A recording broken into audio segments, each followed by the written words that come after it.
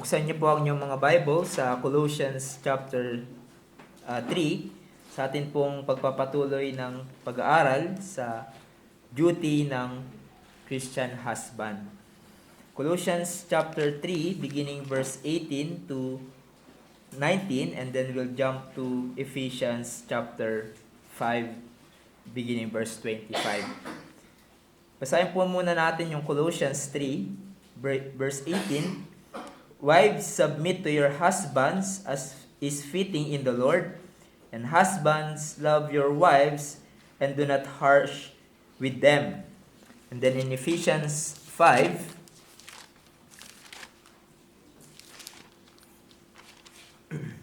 Ephesians 5 beginning verse 25, husbands, love your wives as Christ loved the church and gave himself up for her, that he might sanctify her, having cleansed her by the washing of water with the word, so that he might present the church to himself in splendor, without spot or wrinkle or any such thing, that she might be holy and without blemish. In the same way, husbands should love their wives as their own bodies. He who loves his wife loves himself. For no one ever hated his own flesh, but nourishes and cherishes it, just as Christ does the church, because we are members of His body. Tayo po ay manalangin at tumingi ng gabay at tulong sa Diyos sa atin pong pag-aaral ng Kanyang salita. Let's pray. Aming dakilang Diyos, patuloy po kami na nagsusumamo sa inyo, na kami po ay inyo pong tulungan sa amin pong pakikinig ng inyong mga salita.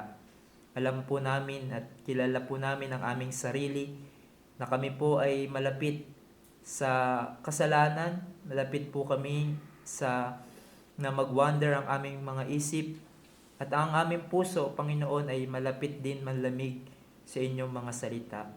Kaya bigyan niyo po kami ng kalakasan na kinakailangan po namin sa aming isip, sa aming mga puso. Nagpapasalamat din po kami na binigyan niyo po kami ng pagkakataon muli na marinig ang inyong mga salita.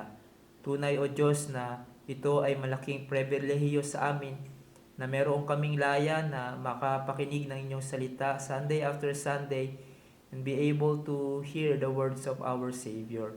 We pray that we would have a deep appreciation of the privileges and blessings that we have and receive from you.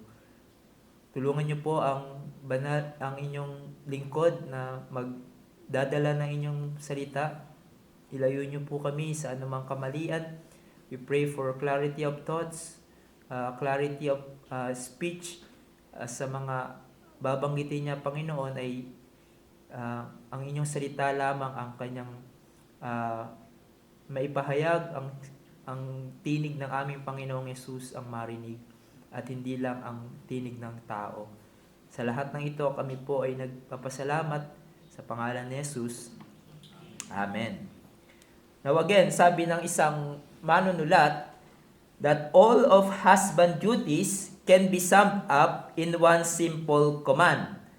Love your wives as Christ also loved the church and gave himself up for her. And the best thing a man can do for his wife is to study and revel in Christ's sacrificial love for him, so he can reflect that love in his marriage. So tayo ngayon ay nasa pag-aaral patungkol sa duty ng Christian husband, at tulad ng binanggit natin ng ating binasa, na ang inyong duty bilang husband can be summed up with this command. Husbands, love your wife as Christ also loved the church. At nakita natin last week that what does it mean to love your wife? To love your wife, it means to seek the highest good for your wife in spite of any cost to self.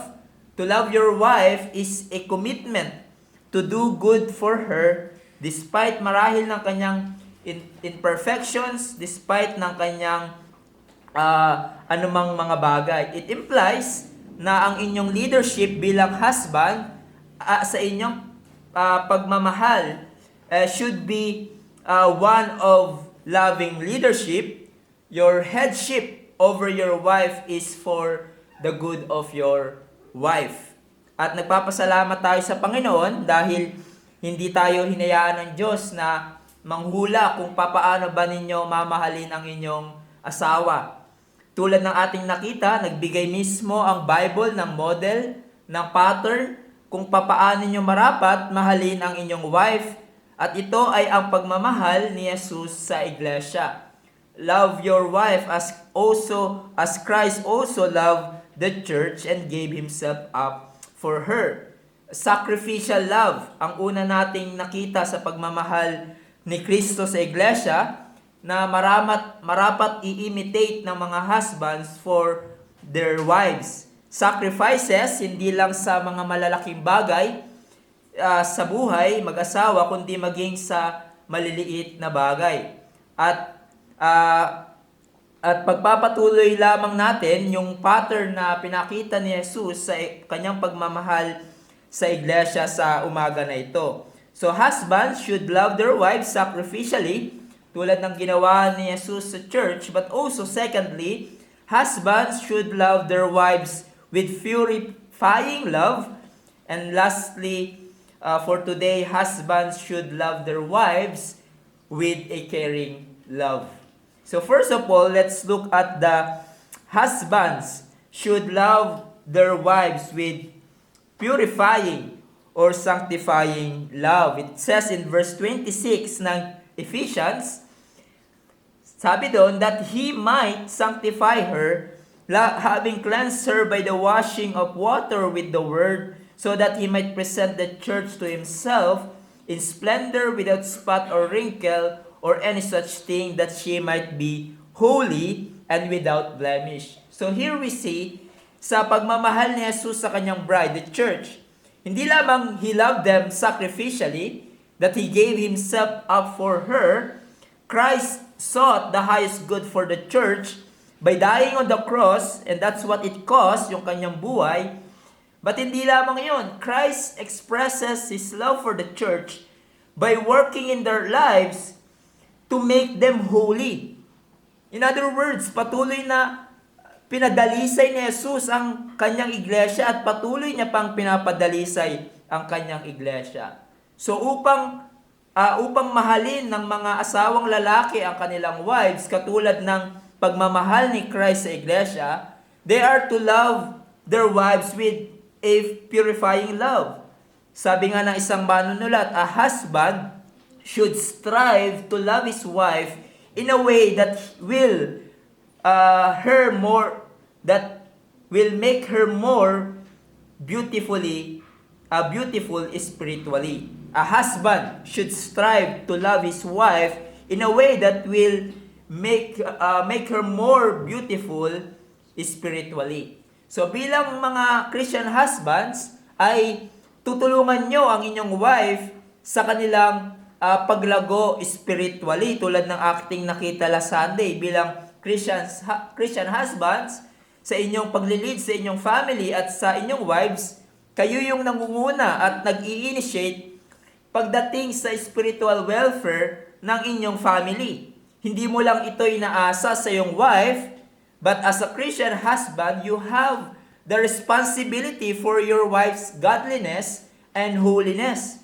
You should pursue her spiritual growth sa pamamagitan ng pananalangin kasama niya, sa pag-aaral ng salita kasama niya, doing a family devotion sa inyong tahanan, by involving your family sa sound and biblical church kung saan ang inyong wife ay makakabenepisyo sa means of grace, encouraging your wife to use yung kanyang spiritual gift to serve others.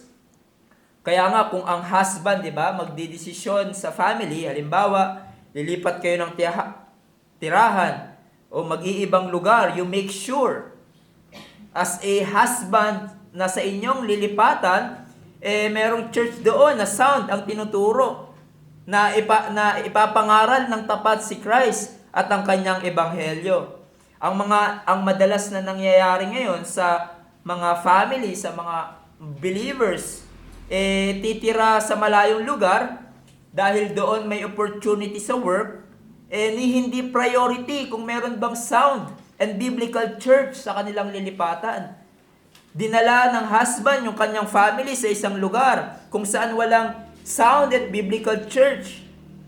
At yan ang nakakalungkot na desisyon na gagawin ng isang Christian husband. Na dapat priority mo yung spiritual welfare ng iyong family, especially your wife.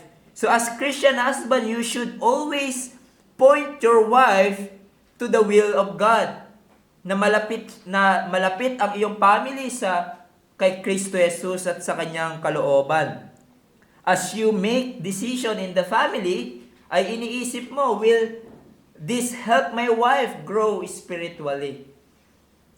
As a Christian woman, will this help my wife grow spiritually as a Christian woman? Na nagiging instrumental ka sa godliness ng iyong wife until dumating ang iyong tagapagligtas na si Jesus.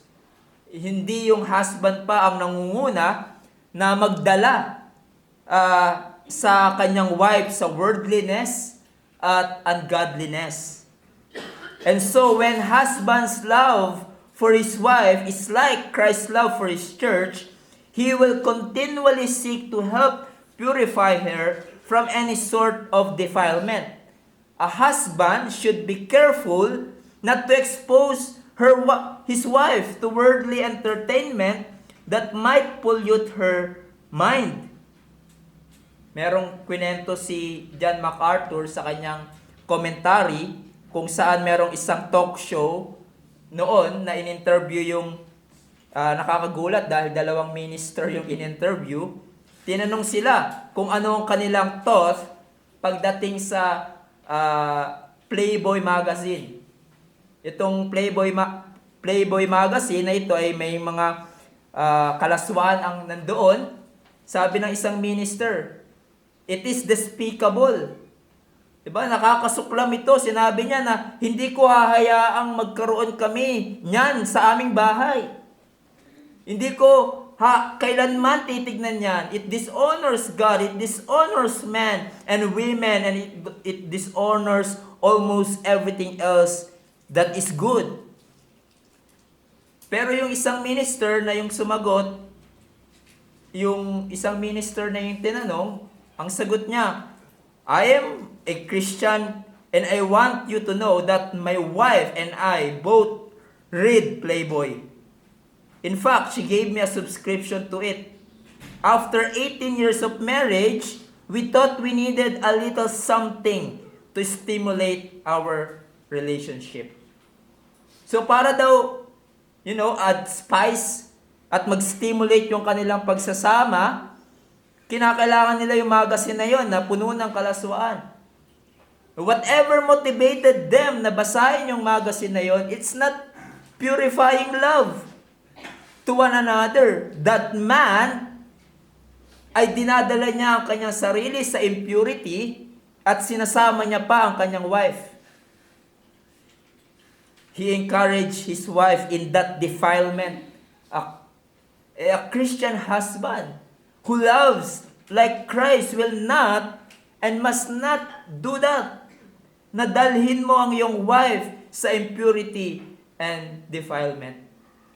Bagkos marapat na proteksyonan mo ang iyong wife sa anumang magdadala sa kanya sa pagkakasala, or yung wife mo merong preferences o gusto niya na sa iyong discernment alam mo magdadala sa kanya na mag-compromise o magkasala. You must have, as a Christian husband, you must have a courage to make a godly decision at kausapin ang iyong wife sa maaaring consequence ng kanyang gusto. Halimbawa, yung wife mo gusto niya lumipat ng church na hindi ganon sound yung teaching. Gusto niyang lumipat kasi masaya yung worship sa church na yon. She wants to na lumipat sa church for unbiblical reasons. A husband must have the courage to stand firm at magbigay ng biblical reasons why they should not transfer sa ibang church. Or yung wife mo gustong umutang ng malaki, halimbawa, sa iba, para hindi naman sa necessity na bagay. 'Di ba? Gusto niya bumili ng bagong iPhone 16 Pro or kung ano man na mamahaling bagay. The husband may need to have the courage to say no. Nakakalungkot ngayon, may mga husband na kahit yung gusto ng kanilang wife ay magdadala sa kanila sa kasalanan or compromise para lang matahimik sa bahay, walang bangayan, basta na lang mag-agree yung husband sa kanyang wife. Di ba, meron niyang sinasabi na, sabi ng husband, I'm the king of the house. I decree whatever my wife says shall be done.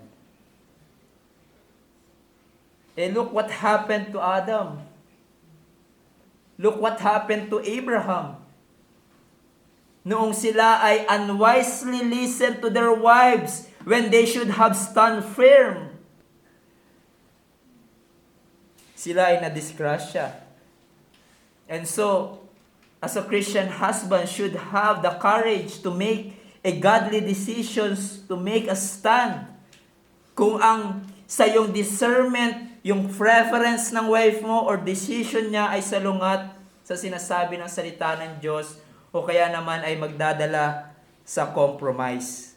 Now, sa paanong kaparaanan matutulungan mo ang iyong wife na siya ay lumago sa kabanalan, siya ay mapadalisay?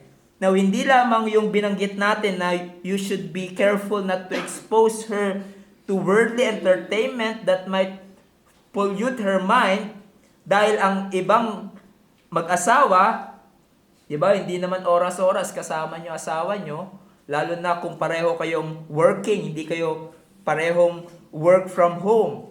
Now, what's the means ang pwede mong trabahuin, pagsikapang gamitin for spiritual growth of your wife? We are told in verse 26 that he might sanctify her, having cleansed her by the washing of water with the word of God. Sinabi ni John MacArthur, saving grace makes believer holy through the cleansing agency of the word, so that he might presented to Christ as his pure bride. It is with the same purpose and in that same love that husbands are to cultivate the purity, righteousness, and sanctity of their wives. In other words, sa pamamagitan din ng salita, ang gagamitin nyo for your wife's growth in godliness, in purity. It does not mean na, mag-preach ka sa kanya every day, but tutulungan mo siyang lumago sa salita ng Diyos. Dadalhin mo siya palagi kung ano ang sinasabi ng salita ng Diyos sa kalooban niya. You lead the family devotion. You lead the prayer sa inyong pamamahay. E nawa sa mga husbands na narito, hindi ka na kailangang sabihan ng iyong wife. Mag-family devotion naman tayo. Magbasa naman tayo ng salita ng Diyos. No, you lead her spiritually at ikaw ang nagtitake ng initiative. Moreover, you can do this in practical ways. Yung matulungan mo ang iyong wife na mag-grow sa salita ng Diyos as means na mapadalisay siya sa pamamagitan ng maaaring tulungan mo siya sa gawaing bahay, sa pag-asikaso ng ilang mga bagay upang meron siyang more time mag-meditate ng salita ng Diyos. Personally, may time siya sa kanyang personal prayer life and even fellowship with other brethren. Now remember, mga husbands na narito, at para din sa mga future husbands, noong kayo ay kinasal sa inyong wife nyo ngayon, Christ gave you a treasure. Your wife na dapat mong alagaan at pakaingatan, realize that one day, sa pagbabalik ni Jesus o sa kamatayan, kung sino mauna sa inyo. As it were, you will have to give her back to Christ. Your duty bilang Christian husband ay maging mabisang instrumento ni Jesus na ang iyong wife ay magiging more spiritually holy, spiritually beautiful than she was when Christ gave her to you many years ago. Nawa sa inyong pagsasama bilang mag-asawa sa paglipas ng panahon ay mas nagiging banal ang iyong wife. She's more becoming godly. She's growing in Christ's likeness until she gets to glory. That leads us to the next heading, upang mahalin ng mga asawang lalaki ang kanilang wives katulad ng pagmamahal ni Christ sa iglesia. They are to love their wives with a caring love. Husbands should love their wives with a caring love. Now, going back to Ephesians 5:28 and following, sinabi doon, in the same way, husbands should love their wives as their own bodies. He who loves his wife loves himself. For no one ever hated his own flesh, but nourishes and cherishes it, just as Christ does the church, because we are members of his body. So dito ay nakikita natin that husbands ought to love their wives as dearly as they love themselves. Kung gaano mo minamahal at inaalagaan ang iyong sarili, ang iyong katawan, ay gayon din dapat mahalin at alagaan ang iyong wife. Now, men and women have always been concerned sa kanilang katawan. Diba? Lalo na sa ating panahon, makikita mo kung gaano gumagastos ang mga tao para gumanda ang kanilang pangangatawan, para ipamper nila ang kanilang pangangatawan. At tayo bilang mga mananampalataya, we should properly take care of our bodies, maintaining reasonable strength. Nagpapahinga tayo, kumakain tayo ng tama para sa ating kalusugan, etc. Mas mabigat nga sa atin dahil naunawaan natin na itong katawan natin ay templo ng banal na espiritu. At kung malusog ang ating pangangatawan, we are healthy, we have a sense of well-being, at nagagalak tayo. In the same way, as one writer points out, that when a husband meets the needs of his wife with the same care and concern which he meets the needs of his own body, he will also have the sense of well-being and pleasure as a byproduct of his love. Talagang magagalak ang iyong wife at madadama niya ang iyong pagmamahal kung pinoprovide mo bilang husband ang kanyang pangangailangan, hindi lang sa physical na pangangailangan but also spiritual needs sa kanyang paglago sa kabanalan. Now, paano nyo ba pinapangalagaan ang inyong katawan? Sinabi ni Pablo, nagbigay siya negatively, for no one ever hated his own flesh or body. The word hate, it means to detested, rejected, or abhorred. In other words, hindi mo binabaliwala ang iyong katawan, right? Hindi mo ito pinapabayaan. Diba? Kahit na yung katawan mo payat or hindi ka physically fit, inialagaan mo ang iyong katawan kapag ikaw ay nagkasakit. Dahil isa lang ang iyong katawan. That's the only body you will ever have. And so, ganun din ang marapat mong gawin sa iyong wife. Hindi mo siya pinapabayaan. Pinoprovide mo ang iyong kanyang need. Ito man ay sa physical at spiritual na pangangailangan for her spiritual growth. At nagbigay si Pablo ng specifics paano ito gawin. He said, but nourishes and cherishes it. Now take note, both of these verbs ay nasa present tense in the Greek, which means you habitually do this para sa inyong wife. First, you are to nourish her. Now, itong salita na ito, it means to nourish up to maturity, to bring up. Now, it was used in chapter 6, verse 4, ng Ephesians, di ba kung saan sinabi doon, "Fathers, do not provoke your children to anger, but bring him up in the discipline and instruction of the Lord."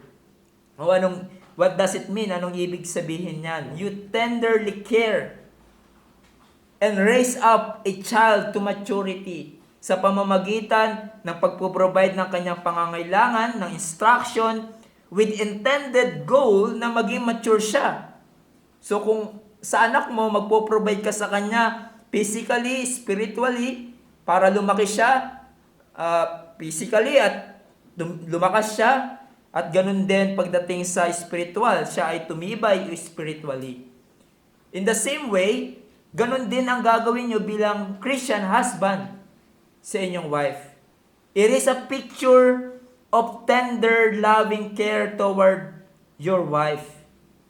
So, inaalagaan mo ang iyong wife sa pamamagitan ng pagpo-provide ng kanyang pangangailangan, hindi lang sa physical, but most importantly, ang kanyang spiritual na pangangailangan. And then, cherishes her. Yung salitang cherish, it means to keep warm or to comfort. Now, sa original, it denotes a security and protection.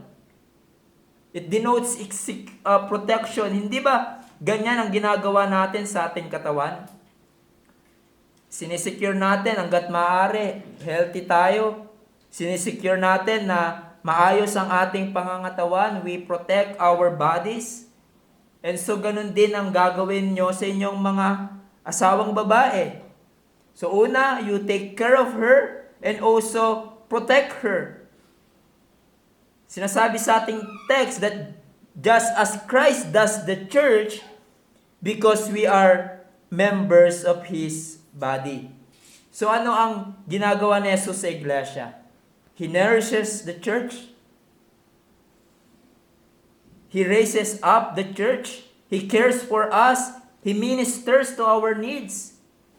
He cares for us. He gives us a comfort from the Holy Spirit. And so, just like that, katulad ng mga husbands, physically, you take care of your wife needs, not wants.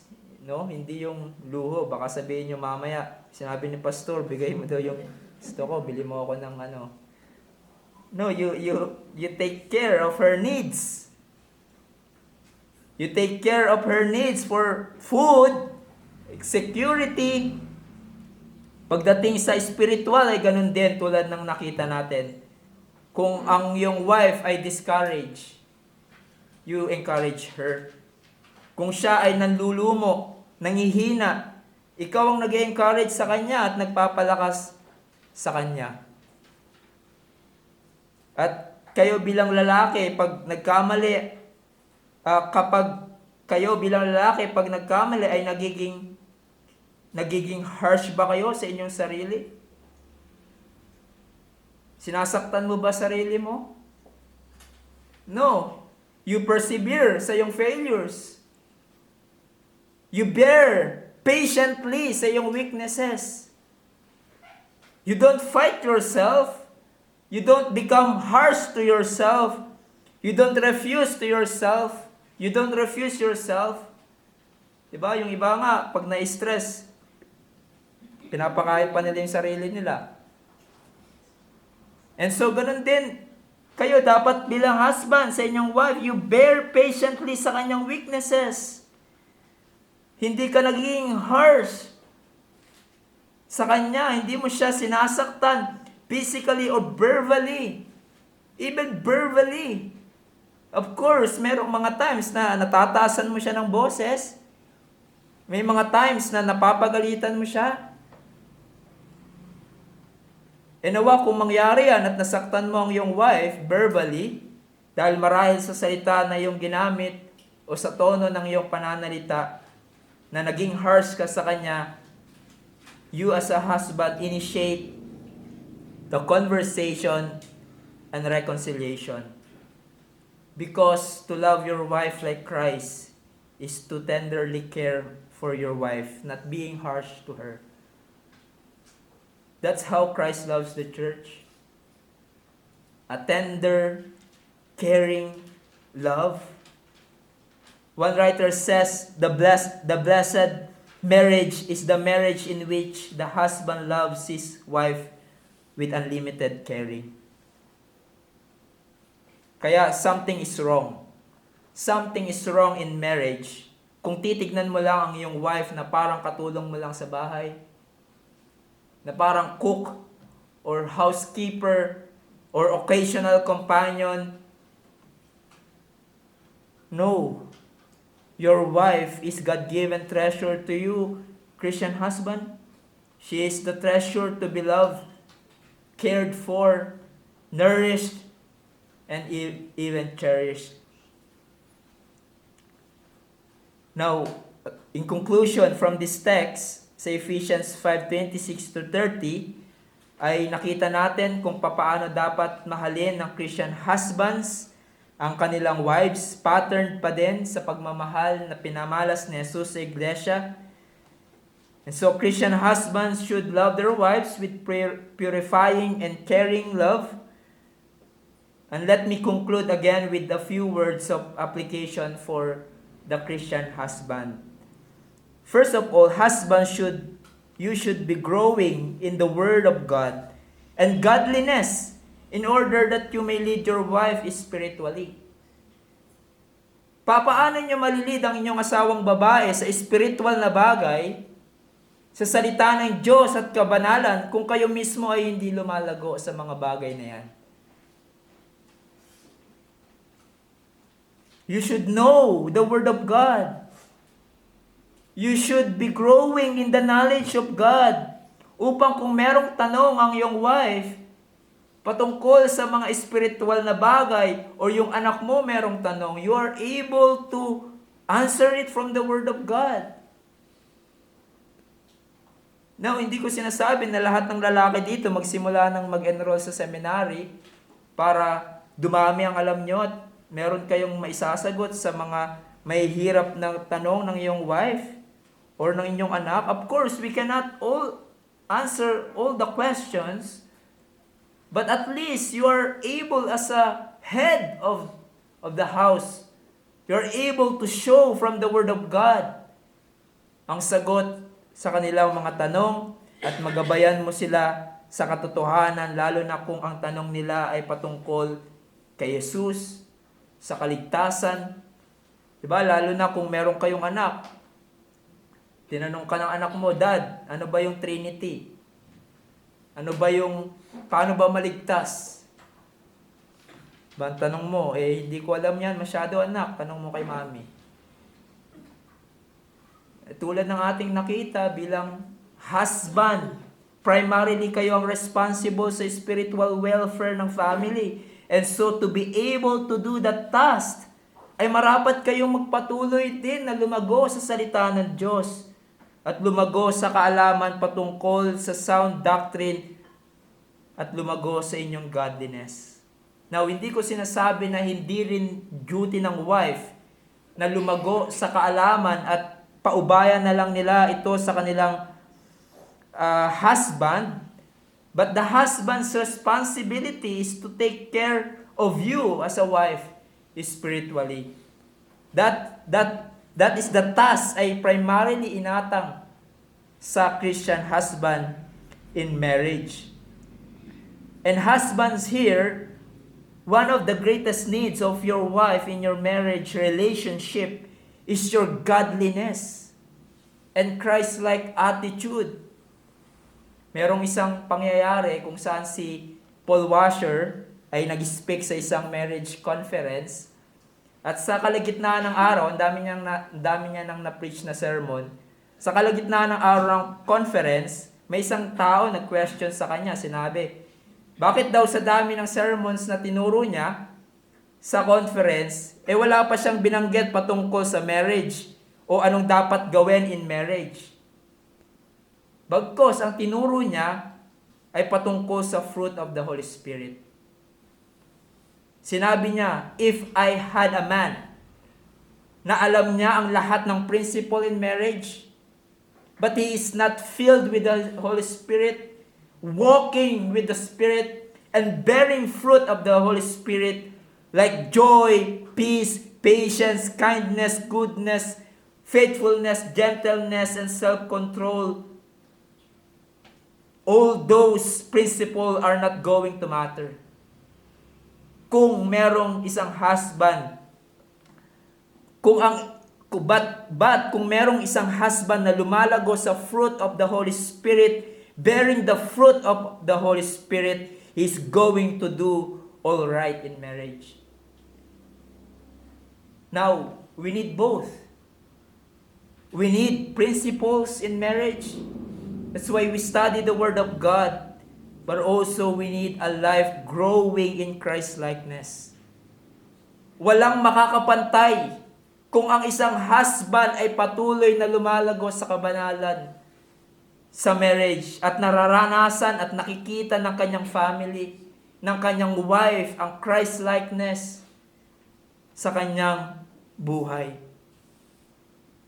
And so, one of the greatest need of your wife in marriage relationship is not a husband na macho at pakisig ng pakisig habang tumatagal, or a husband that can only provide a physical need ng kanyang wife, nor a growing savings account. Now, I'm not saying na masama ang mga bagay na yan. Okay ang mga yan. But that's not enough. Your wife needs a husband that fears the Lord. A husband na magdadala sa kanya sa kalooban ng Diyos. A husband na instrumental to his wife's godliness until she gets to glory. Until humarap siya sa Panginoon. Let me ask ang mga husband na narito, ano ang goal nyo sa family? Ano ang goal nyo in your marital relationship? To have all the stuff in this world? To have big houses? To have many cars?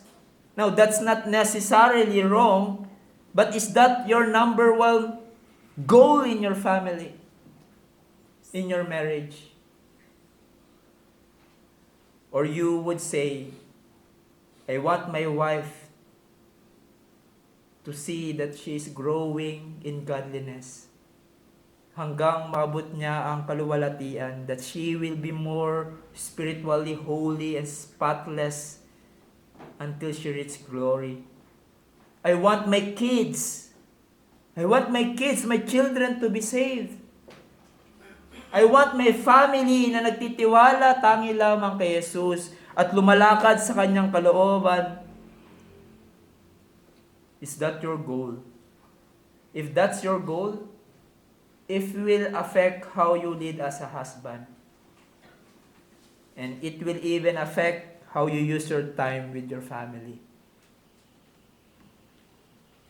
Now, let me speak para sa mga kalalakihan dito na wala pang asawa or for the future husband. I'm speaking to myself also. Sa inyong paghihintay, seek to grow in Christ-likeness.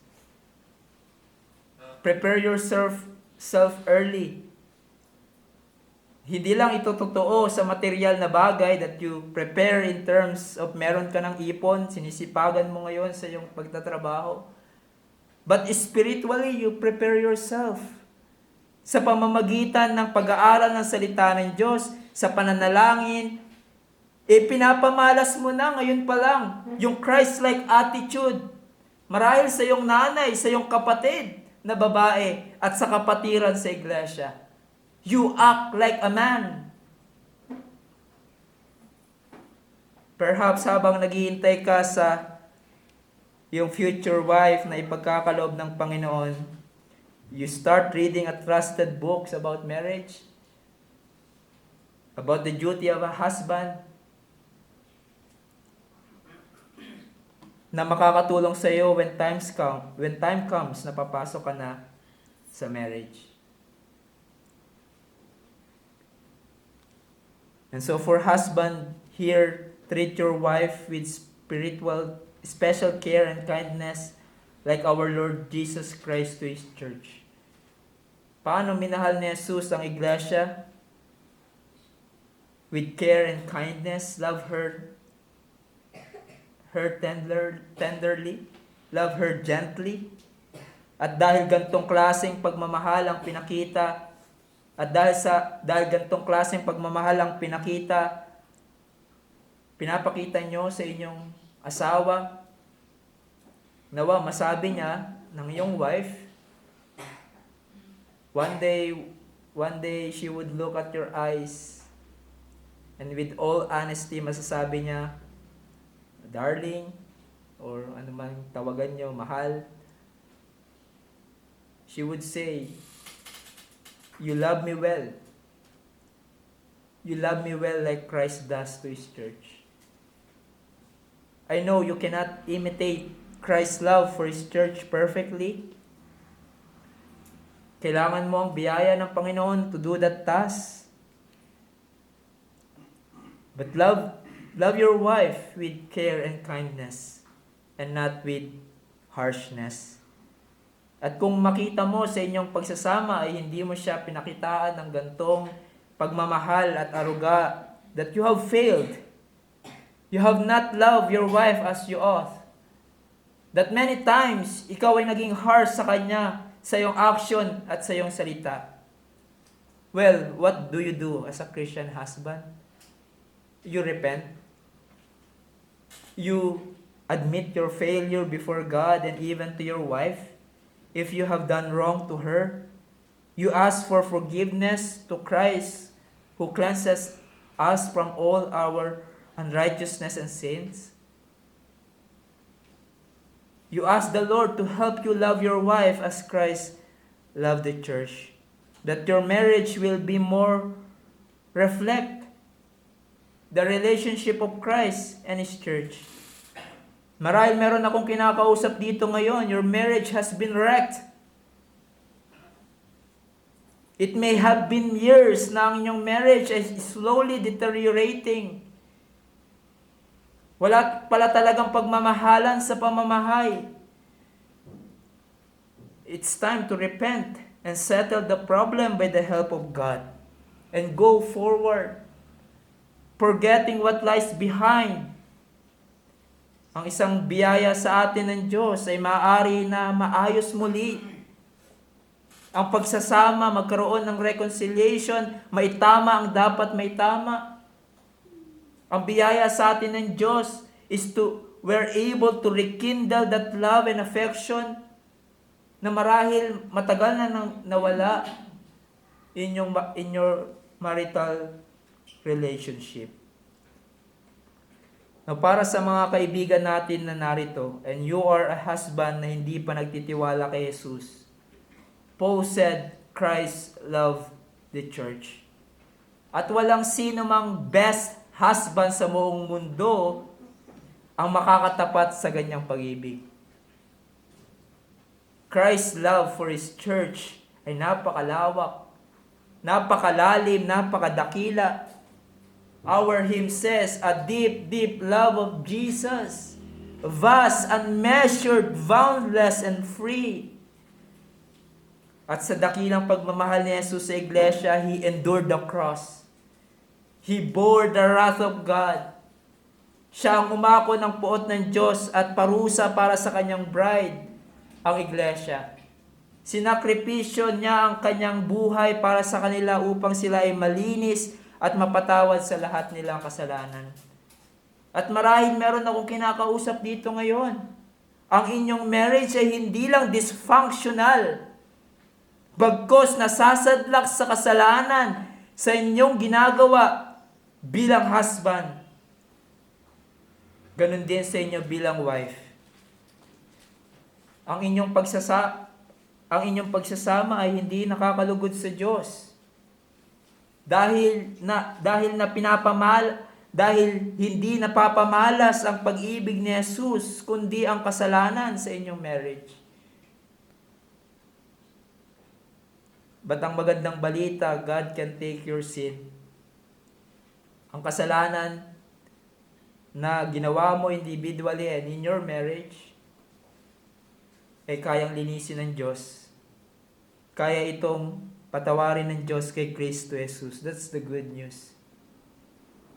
Hindi lang kaya ng Diyos patawarin ang iyong pagkakasala, but also He grants grace, lalo na kung kayo ay married couple. He grants grace and power upang mamuhay kayo ng kalugod-lugod sa Diyos. Upang makalakad kayo in your married life na kalugod-lugod and pleasing to the Lord. Maaaring magkaroon ng pagbabago at pag-asa ang inyong marriage na marahil sa matagal na panahon, it seems hopeless and wickedly functioning. Ang pag-ibig ni Jesus para sa iglesia, His redeeming love, ay maaari mong maranasan kung aaminin mo ang iyong pagkamakasalanan sa Kanya. And if you repent of your sin at lumapit ka kay Jesus nang may pagtitiwala, tangi lamang sa Kanya para sa iyong kaligtasan. Tayo ay manalangin. O aming dakilang Diyos, salamat po sa paalala muli for the duty of Christian husband. Thank you, Lord, for your words are sufficient for us. May you help the Christian husbands here and also those who are desiring to enter into marriage na ngayon pa lamang ay may pamalas na sa kanilang buhay ang Christ-likeness at godliness. Nawa, Lord, sa church na ito, we will have men, we will have husbands who love their wives at patuloy, Panginoon, na lumalago sa inyong mga salita, sa inyong mga katotohanan. Tulungan niyo po sila, Panginoon, na patuloy maging faithful sa kanilang duty bilang husband.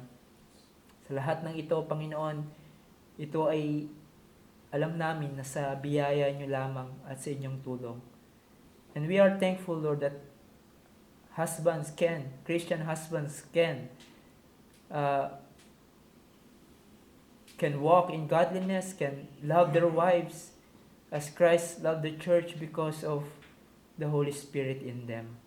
So Lord, help them to grow on those in the fruit of the Holy Spirit, in love, in joy, and peace, and self-control, etc. Na sa habang patagal ng panahon, O Diyos, ng kanilang pagsasama sa kanilang marriage, ay pareho sila, Panginoon, ng kanilang wife na lumalago sa Christ-likeness at kabanalan. Sa lahat ng ito, kami po ay nagpapasalamat sa inyo sa pangalan ni Jesus.